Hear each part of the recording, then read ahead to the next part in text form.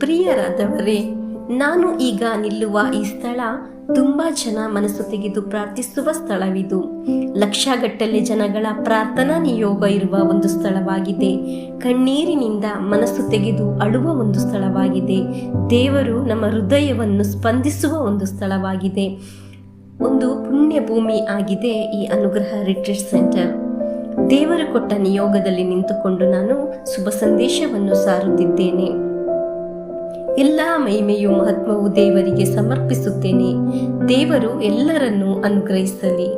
ಪ್ರಿಯರಾದವರೇ, ಬೆಳಗಿನ ಜಾವದಲ್ಲಿ ಅಥವಾ ಜೀವನದ ಈ ಸಮಯದಲ್ಲಿ ಈ ವಚನ ಕೇಳುವುದು ನಮ್ಮ ಜೀವನದ ಮುಂದೆ ಇರುವ ಎಲ್ಲ ಹೆಜ್ಜೆಗೂ, ಜೀವನದ ಯಾತ್ರೆಗೂ ಸಕಲ ಕೃಪೆ ಶಕ್ತಿಯು ದೇವರಿಂದ ಪಡೆದು ನಾವು ನಮ್ಮ ಜೀವನವನ್ನು ತುಂಬಿಸುತ್ತೇವೆ.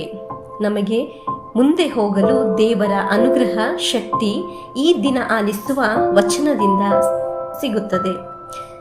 ಇಂದಿನ ವಚನ ಹೀಗಿದೆ.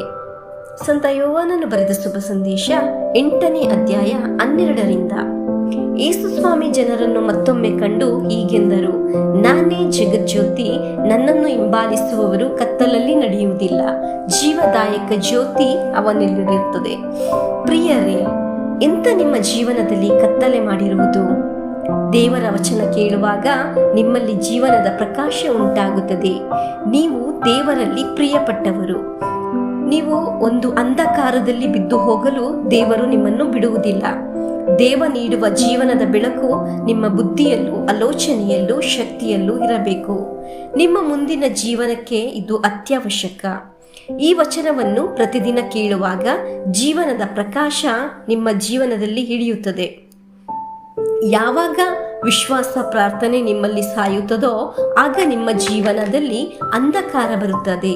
ಯಾವಾಗ ನೀವು ದೇವರ ಬಳಿ ಬರುತ್ತೀರೋ ಹಾಗೂ ದೇವರನ್ನು ವಿಶ್ವಾಸಿಸುತ್ತೀರೋ ಆಗ ನಿಮಗೆ ಅಂಧಕಾರ ಕಳೆದು ಜೀವನ ಪ್ರಕಾಶಮಯವಾಗಿ ಉಂಟಾಗುತ್ತದೆ. ಆಗ ನಿಮಗೆ ಎಲ್ಲವೂ ಸಾಧ್ಯವಾಗುತ್ತದೆ. ನಿಮ್ಮ ಗುರಿ ಬೇಗ ತಲುಪಲು ನಿಮಗೆ ಸಹಾಯವಾಗುತ್ತದೆ. ಎಲ್ಲಿಯೂ ಕೆಳಗೆ ಬೀಳಲು ದೇವರು ನಿಮ್ಮನ್ನು ಬಿಡುವುದಿಲ್ಲ. ದೇವರು ನಿಮ್ಮನ್ನು ಅನುಗ್ರಹಿಸಲಿ. ಈ ವಚನದಿಂದ ನಿಮಗೆ ಮುಂದೆ ಎಲ್ಲ ಒಳಿತು, ಕೃಪೆಯು, ಸಮಾಧಾನವು ದೇವರು ನಿಮ್ಮಲ್ಲಿ ತುಂಬಲಿ. ಕತ್ತಲೆ ತೊಲಗಲಿ, ಜೀವನದ ಪ್ರಕಾಶ ಉಂಟಾಗಲಿ ಎಂದು ಪ್ರಾರ್ಥಿಸುತ್ತೇನೆ. ಆಮೇನ್.